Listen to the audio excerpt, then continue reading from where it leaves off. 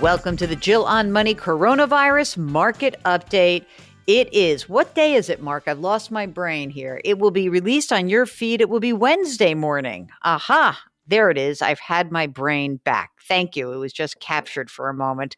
Mark said I was a little down yesterday. I don't know. I guess I was because it was Monday and there was a lot of bad news. So today I'm going to be much more upbeat, not because I feel better, but because you deserve me bringing my enthusiasm to you every single day. So let's start right now. If you've got a financial question, I want to hear from you. It's Ask Jill at JillOnMoney.com. That's Ask Jill at JillOnMoney.com. Yes, Aunt Jill gets down sometimes, but come on, back. I'm back, baby, back. Let's get into some questions. Here's Toti who says, I'm a fan of the podcast and I've been listening to it since the start of the year. I've heard you advising people on robo or do-it-yourself investing, but it seems that the money involved changes a lot. In my case, I'm a PhD student, 25 years old, without any student loans. Thanks, Dad. I was able to save around $4,000 up to this point. My monthly income is low due to research taking up my time. And it's now, let's see, $1,400 is the monthly income. $1,100 are expenses. I've also got $5,000 in my trust account. So investing $4,000 isn't dramatic. My question is, do you think it's a good time to start investing with Betterment or Wealthfront, considering I won't have time in my career in the next 5 years to actively manage? Yeah, absolutely. Look, why is a robo-advisor so good? It's simple. So yes, a Betterment, a Wealthfront, or Vanguard Personal Service Advisor, or Schwab Intelligent Portfolio, any of these robo-investing platforms are perfect because you complete your risk assessment, you go through the process that they have, and then you put your money in and you don't worry about it. So yes, I think now is a terrific time to do it because why wait? No reason to wait and might as well get into the habit of doing this, okay? Okay, Mark from Seattle says, subject, bonds? Really? He says, sorry, I don't get it. Why would anyone invest in bonds in this day and age? Why would anyone invest in something today that we know will only be worth less tomorrow? Historically low interest rates, even potentially negative ones, suggest that for the foreseeable future, bonds aren't a great idea.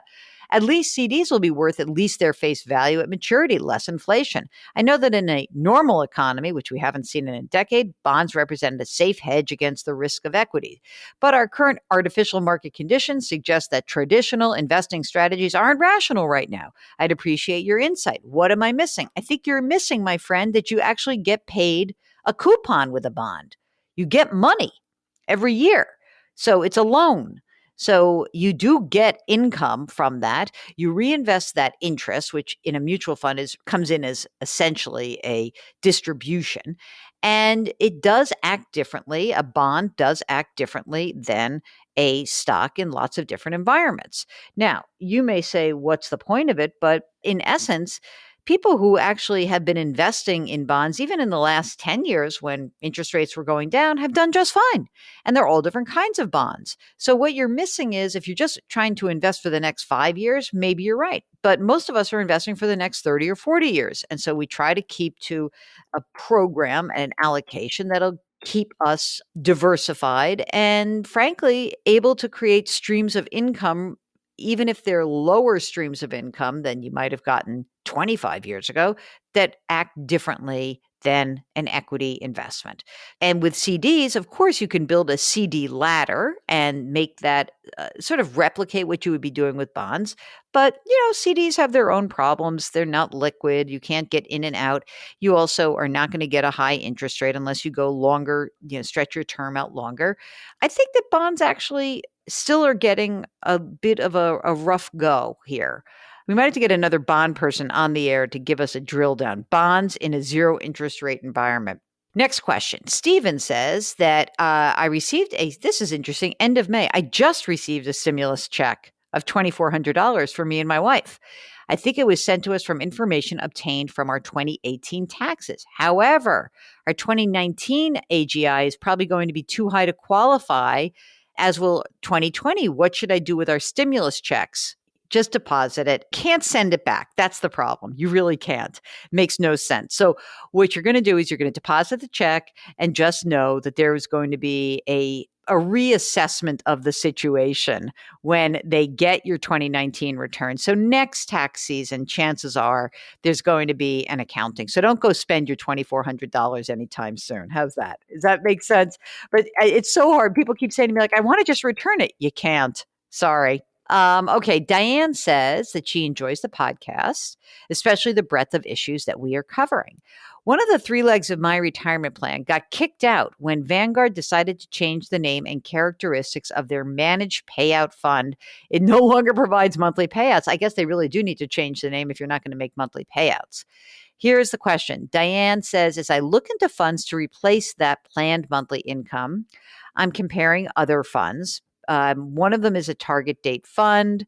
And the question is it a bad idea to compare results 10 plus years back when a target fund gets more conservative as you go? Yeah, it's very hard. I think that what I would want to know is this, Diane.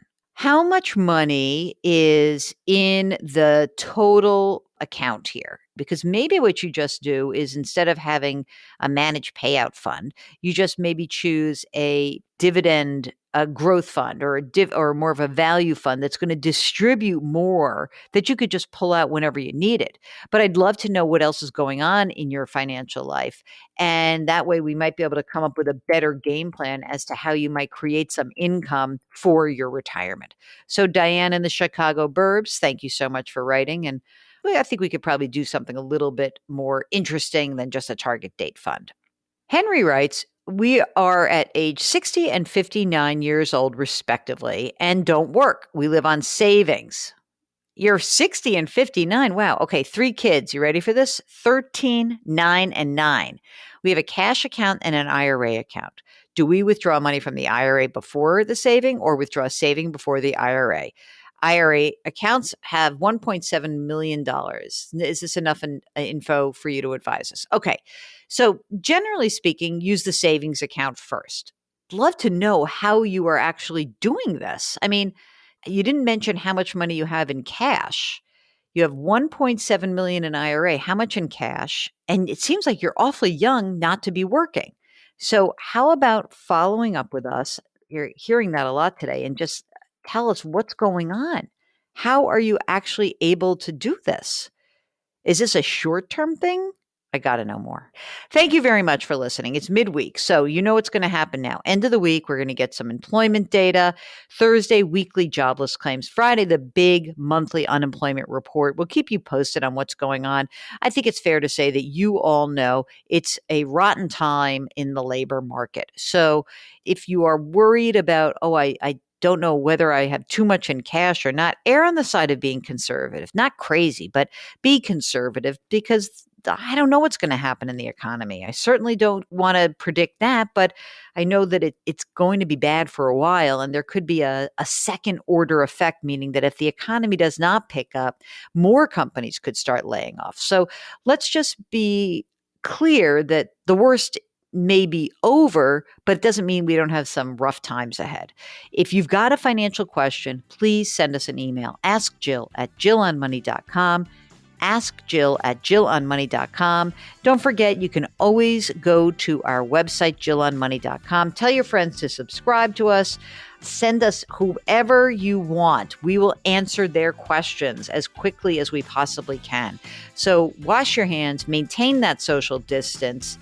Really be careful. Wear those masks. I've been wearing new ones all the time. It's like a whole new part of my wardrobe. And be nice to each other. Do something nice. Maybe that nice thing is just a phone call or a text. Never hurts to reach out, okay?